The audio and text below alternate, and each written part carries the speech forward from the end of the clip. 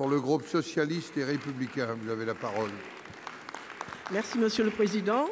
Mesdames et Messieurs les ministres, mes chers collègues, ma question s'adresse à Monsieur le ministre de l'Éducation nationale. Monsieur le ministre, je souhaite relayer ici les craintes des parents d'élèves et des enseignants de la Guadeloupe sur l'avenir de l'enseignement public.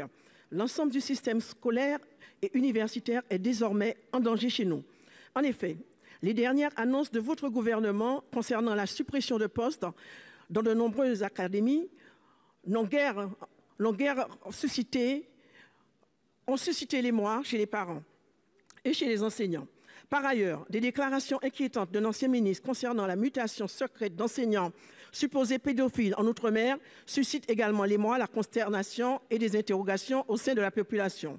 Au moment où je vous parle, et ce, depuis plusieurs semaines, 90% des élèves et des établissements du second degré des écoles de l'archipel sont bloqués par un mouvement de grève. Au-delà de la consternation des enseignants contre votre réforme des retraites, des revendications portent également sur la réduction des moyens accordés dans le cadre des politiques éducatives mises en place sur le territoire. Les conditions d'enseignement se dégradent considérablement. La qualité de l'apprentissage ainsi que l'accompagnement des enfants en situation de handicap sont au cœur du mécontentement, amplifié par l'annonce récente de la suppression de 72 postes à la rentrée prochaine, alors que en 2019, il y a eu 86 suppressions et en 2018, 44. Une rencontre entre le recteur et les grévistes a eu lieu vendredi dernier, date d'un début de dialogue et de la présentation d'un moratoire.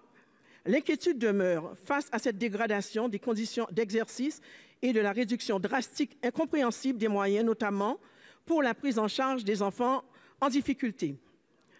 Monsieur le ministre, quelles sont les mesures envisagez-vous pour, d'une part, les enfants en situation de handicap, pour les enseignants et particulièrement pour répondre au moratoire pour les 5 ans à venir, afin de garantir la qualité de l'enseignement et rassurer les parents d'élèves, la population et avant tout les enseignants. Je vous remercie.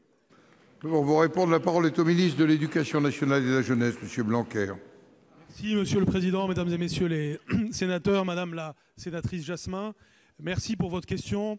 Et comme vous le savez, j'aurai le plaisir de vous recevoir dans 2 heures avec les autres parlementaires guadeloupéens pour faire un point complet sur la situation de l'éducation en Guadeloupe. Et je m'en réjouis parce qu'il y a évidemment beaucoup de choses à se dire sur le plan quantitatif, mais aussi sur le plan qualitatif. Il y a plusieurs questions dans votre question. Je vais essayer d'y répondre en 2 minutes.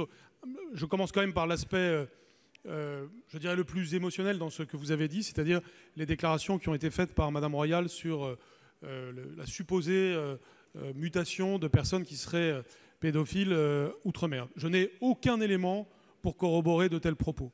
Donc, premièrement, je partage votre émotion. Deuxièmement, je suis complètement ouvert pour, en toute transparence, regarder les problèmes qu'il y aurait pu y avoir dans le passé auxquels fait référence Madame Royal. Mais en troisième lieu, j'ai des doutes très forts sur la réalité d'une telle assertion. Je pense qu'il faut que nous soyons très attentifs à ne pas accorder un crédit excessif à cela, même si je suis tout à fait d'accord pour regarder. En tout cas, je comprends l'émotion, je la partage et je tiens évidemment à vous rassurer sur le fait que ça ne correspond à aucune réalité d'aujourd'hui, ça c'est certain. Ensuite, s'agissant des autres points, comme vous le savez, la démographie fait qu'il y a moins d'élèves en Guadeloupe. Les suppressions de postes ne sont pas proportionnelles à la suppression du nombre d'élèves, ou plus exactement au faible nombre d'élèves, c'est-à-dire cela signifie que le taux d'encadrement en Guadeloupe l'an prochain sera encore amélioré, y compris, c'était déjà le cas, lors de la rentrée précédente. Aujourd'hui, le taux d'encadrement en éducation prioritaire en Guadeloupe, c'est 17,6. Rappelons que c'est plus de 20 à l'échelle nationale. Rappelons aussi que 65% des écoles en Guadeloupe ont moins de 22 élèves par classe. Il y a donc un œil très favorable de ma part sur les sujets du taux d'encadrement en Guadeloupe, mais il y a aussi d'autres sujets qualitatifs que nous allons aborder, comme ceux d'ailleurs évoqués par le sénateur Antiste. Donc c'est ensemble que nous pouvons arriver à ce que, je crois, la situation redevienne normale en Guadeloupe dans l'intérêt de tous les élèves. Merci.